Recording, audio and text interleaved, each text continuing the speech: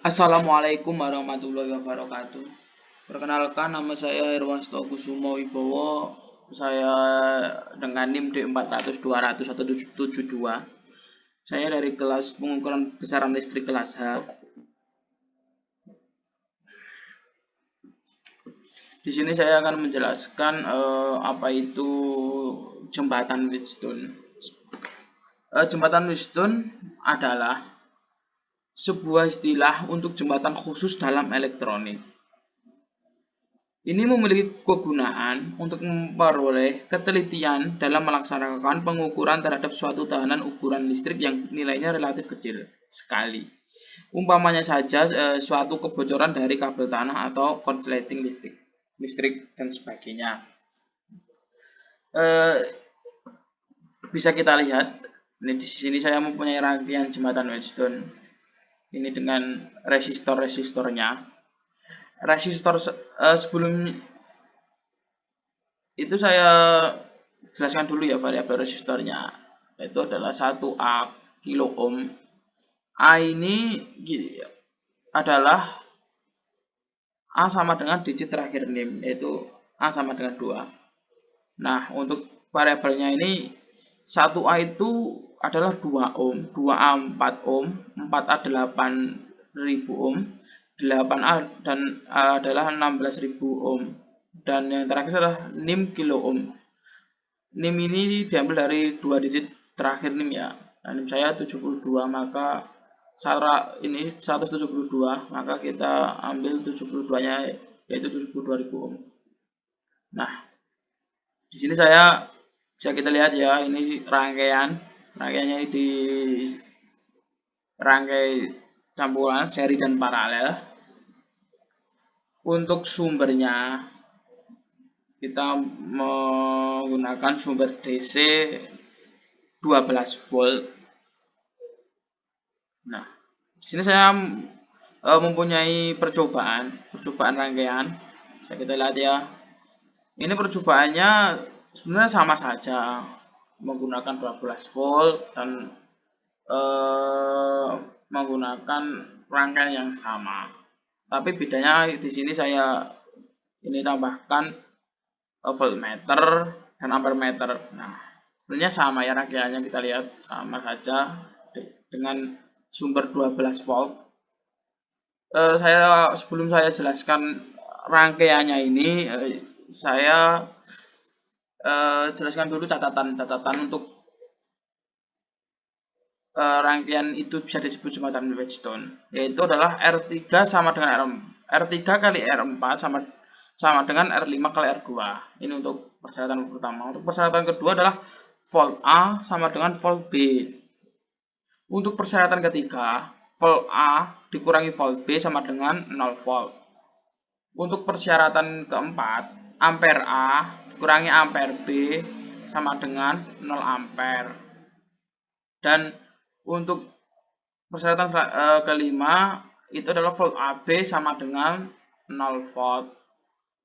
Dan yang terakhir adalah IAB sama dengan 0 ampere. Nah, ini rangkaiannya kita play dulu agar bisa tahu apakah memenuhi persyaratan atau tidak. Nah, ini kita lihat dulu ya. Nah, untuk persyaratan pertama adalah R3 sama dengan R4. R3 kali R4 sama dengan R5 kali R2 ini sama ya. Nah, sudah saya hitung. Sama, di sini sama. 32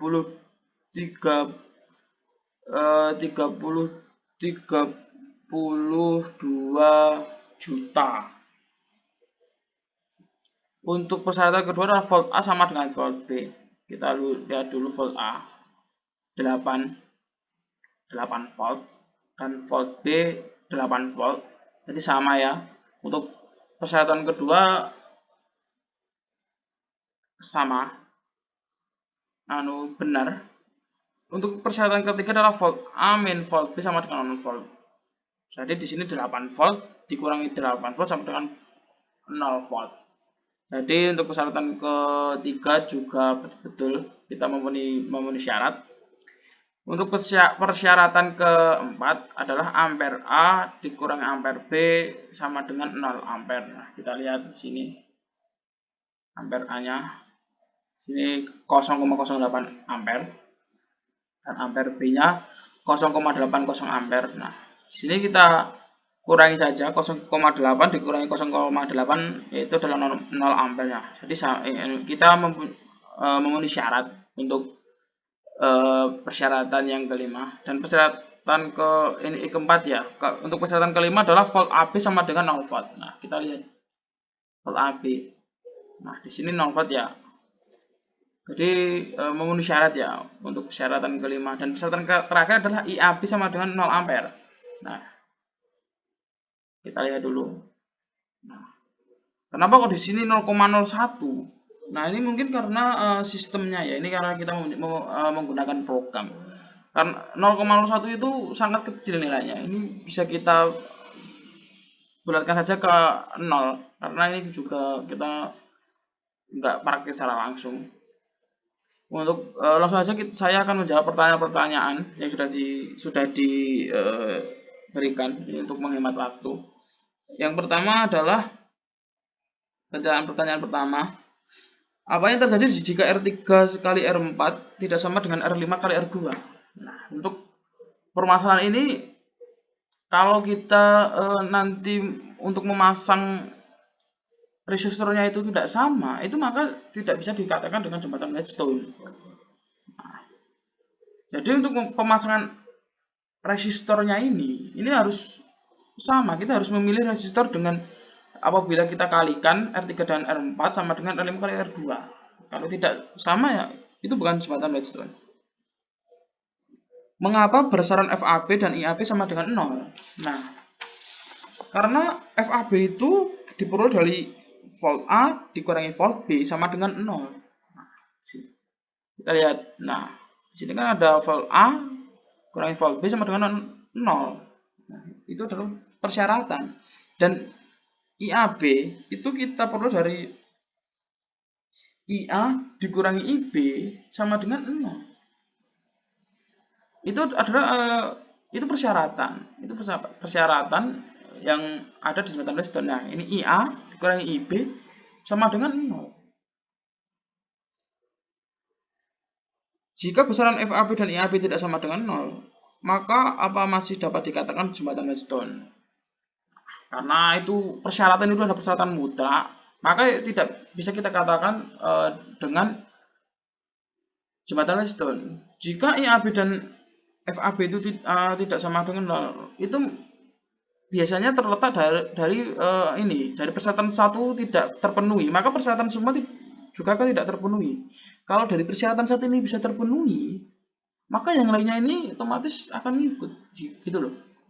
Tapi kenapa kok di sini yang IAB-nya tidak 0? Ya ini, karena ini nilainya sangat kecil ya. Ini juga kita pakai aplikasi, bukan secara langsung. Jadi mungkin ya agak sedikit berbeda, tapi ini sangat kecil, 0,001 ampere. Nah, jadi jika FAB dan IAB tidak sama dengan 0, maka itu bukan jembatan Wheatstone. Itu mungkin salahnya dari resistornya. Kita salah dalam menentukan nilai resistornya. Jelaskan fungsi jembatan Wheatstone dalam kehidupan sehari-hari. Nah, ini biasanya kalau dalam teknik sipil itu salah satunya adalah untuk percobaan mengukur gangan pada benda uji berupa beton atau baja, itu dalam teknik sipil. Dan kita biasanya untuk nelayan itu dalam perikanan itu adalah untuk membuat alat. Nah, ini alat untuk mengukur ikan dalam jumlah besar. Jadi kita tidak usah mengukur satu-satu, tapi dengan jembatan Wheatstone ini bisa kita mengukur ikan dalam jumlah besar dalam perikanan ya. Biasanya kan ikan itu kita kalau untuk ikan itu kan biasanya banyak dan jumlah banyak ribuan gitu. Jadi itu bisa menggunakan jembatan Wheatstone ini dalam ilmu terapannya. Mungkin itu saja yang bisa saya sampaikan ya. Ini untuk mengingat waktunya cuma 10 menit. Dari saya wassalamualaikum warahmatullahi wabarakatuh.